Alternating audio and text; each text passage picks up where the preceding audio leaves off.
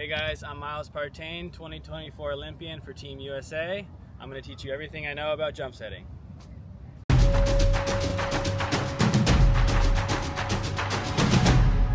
What's up guys, it's Mark, Brandon, and Partain. You might recognize him from the Olympics and currently one of the best players in the US, if not the best player in the US, but we're not gonna brag too much. He's also got a program coming up that you might wanna look out for called Volley Knowledge, where he'll be sharing a lot of his tips on volleyball. But for today, we're gonna go over everything he knows about jump setting. So first things first, Miles, why jump set? Number one, it really it reduces the stress of winning. All you have to do is pass, so attacking is really difficult, especially against good blockers who hit that golden spot lineup where they feel like they're taking everything sometimes. So passing, you're like, oh, if I actually pass, like I don't even need to worry about that anymore. So it naturally funnels focus towards passing in a legitimate way. So I think that's huge. And then it's just super hard for the defense to set up on it. I think the best way to defend it is inherently worse than the third contact anyway, so even at best, you're at a loss. So it definitely increases the complexity for the other team, and hopefully through this video with the steps we go over, it's not super hard, especially once you get the components all together, fitting in together. But if you don't have them, it's really hard. I can't imagine doing it without some of the keys that Andy and I have learned doing it. So hopefully this video will help kind of show that, and maybe more people can do it. But you have to know how to hit, you have to know how to set, obviously, and then you need to merge them together. So there's certain things with with those two. Should you just wait to the pros? Should everybody be doing it? Should you be doing it at the B level where there's really no blockers? I think if there's blockers, it's definitely worth it. If there's not, I'd probably get better at pass, set, hit first, but knowing the principles of jump setting while you're doing pass, set, hit can help you graduate and earn the jump setting badge later. Okay, so I know you and your brother Marcus, who is also an indoor setter, very good setter, set me for Manhattan six-man.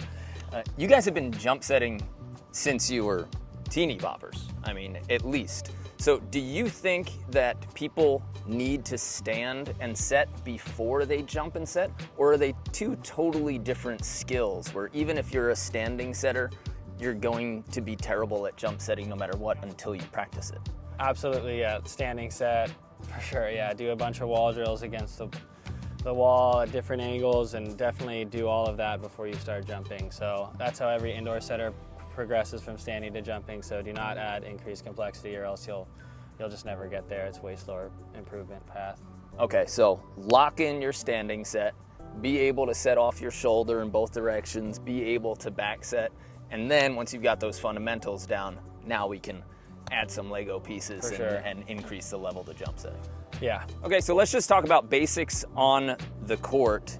Is there a time, if people are starting to jump set and they're wanting to add it because there is a big blocker on the other side that has effect on them when they're on three, okay, is there a time and a place where it's best, better, or not a good idea to set up the on-two play? Or do you try to set it up every single time?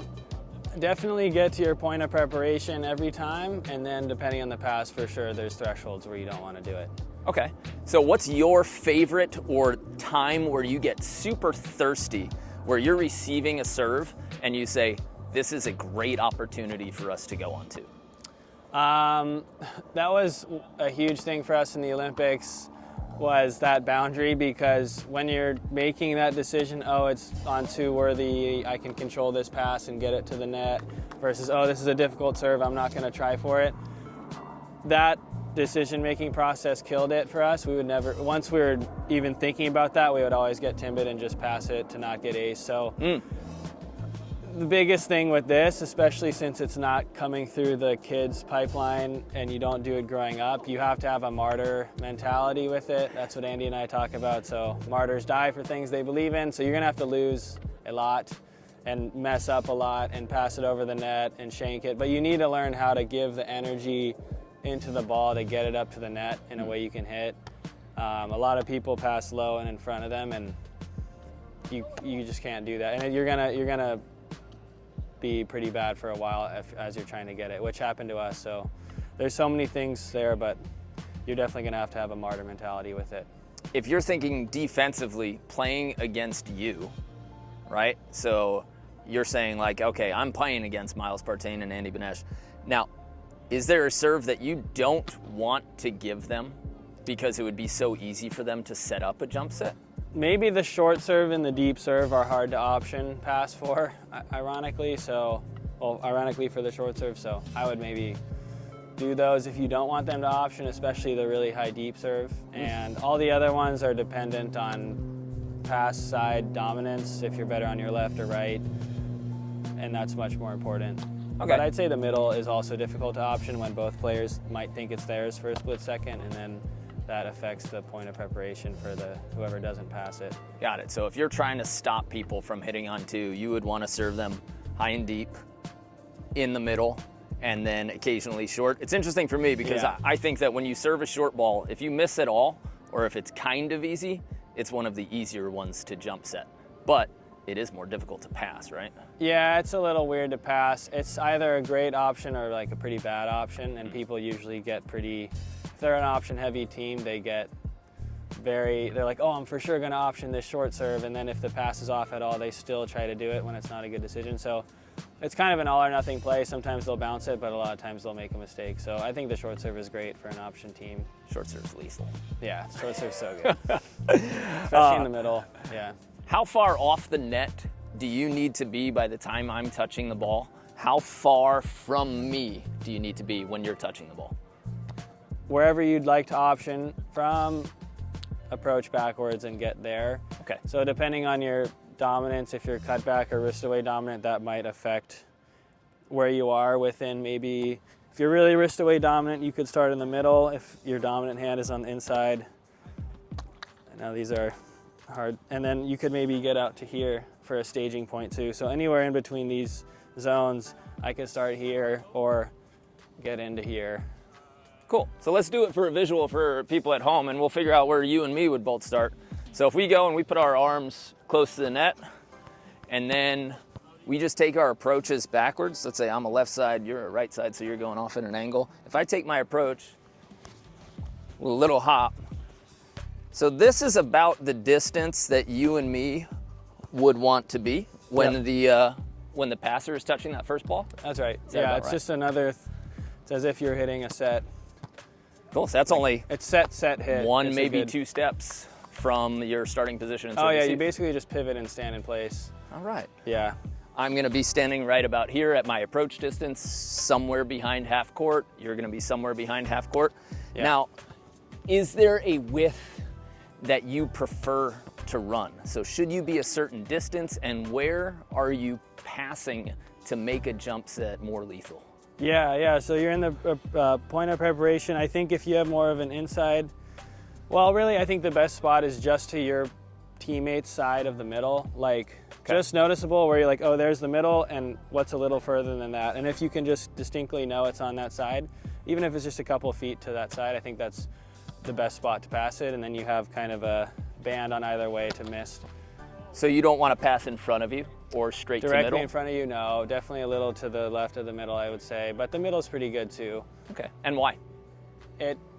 The angle at which the ball comes into the hitter, it's nice when it's, especially nice when it's kind of close to 90 degrees, but when they're overlapping, like the most extreme example of this is if I'm setting someone in the middle from directly behind the middle. So and the we're set up interception in- point is the line of the ball and the line of your approach are like the same. If they're coming at each other, it's easier to hit it. There's just more flux as a physics concept, or like if you're hitting a pool ball, it's pretty hard to barely like glance it. If they're like coming at each other, there's a good chance there'll be a solid connection. So that's when it's good to have like, that's why it can be nice to kick out and get wider for your point of preparation, but if you're wrist away dominant, it'll destroy your hitting fan. So that's just for cut back people, but that's why the pass is better for that. And it's a big concept in indoor volleyball too, for that spacing for middles and other things. Cool. My question then is, okay, so we want to pass to your opponent's, barely on your opponent's side of middle. Why not all the way out on your towards the teammate's antenna? side? On my antenna, or why not pass like if to, I'm here, why don't I send you all the way out there? And then if you jump set, now this guy's running 20 feet just to try to block me. I mean, they did it. I think it's just it's pretty complex, and there's definitely a boundary with everything where it's too complex to make it worth it. So that's where I would draw the line for me. I think we've tried at least spreading the set, and it was just difficult because of the pass, and then you got to kick out for this set all the way to the pin. Sweden's figured it out. We go a little more inside. We might expand it later, but passing it wide is difficult for the staging point. Okay, so we learned how to set up if you're a lefty on the right side and if I'm a righty on the left side. That's the easier way in general. But what if it's now the traditional weak side? So you're a lefty on the left side and I'm a righty on the right side. Does this passing target or my approach lane change? Yeah, I call it the outside hand side because it's my dominant hand is on the outside. But yeah, I think David Amon, Sweden, he's like that with his outside hand as the dominant hand, so righty for a righty, and for me on this side as a lefty. So yeah, I think it's the same concepts. You want to maximize your hitting fan, so it's all in the court. So if you're here, like a lot of it is out of the court. So again, you need to know your hitting fan, but the concepts are all the same. You want to get to the same staging point, which is about this distance off the net, kicking out or kicking in, depending on your hitting dominance. And then tracking the ball is a little harder. I think you need to be behind the ball a little more. It's harder to kind of waltz into it and be lazy. So it's still possible. I think it helps a lot to tilt your head like into the court. So you have kind of one eye a little bit on, for me, it's one eye on the ball and then this eye is on like the court. That helps. I don't know why when I head is straight, they like split screen the court whenever I do that, especially on this side. So I think Trevor Crabb does that, some other people do that, but that's super helpful. And then a lot of people say on the weak side or the outside hand side or the left side for lefties, right side for righties, to let the ball travel and then kind of open up and then pick it off or something like that. That's going to be really hard for this because you can't let it, you got to be able to hit it kind of here. You can't let it travel to your dominant shoulder because setting from here is impossible. You got to get your body on the outside of the ball or else you're screwed. I mean, it's really hard to, I couldn't even do it. I'd have to move my body like this and set it. So that's a huge thing. If I need to pass to you and you're optioning as a lefty from that side, should I send it farther across the middle, or am I still going to aim at that fixed point, just a couple balls on your half? I'd aim at the fixed point and have the teammate adjust their staging point to account for whatever they want to do. Roger that. Yeah. If I have to pass from middle, do you now shuffle? Does our hitting point now change? I could see it coming out a little bit, but I'm much more a fan of simplicity from the passer's end, and then like I said, the option or jump setter is adjusting things to account for the pass. I'd rather you just pass how you would naturally pass, and then I would adjust as opposed to the other way around.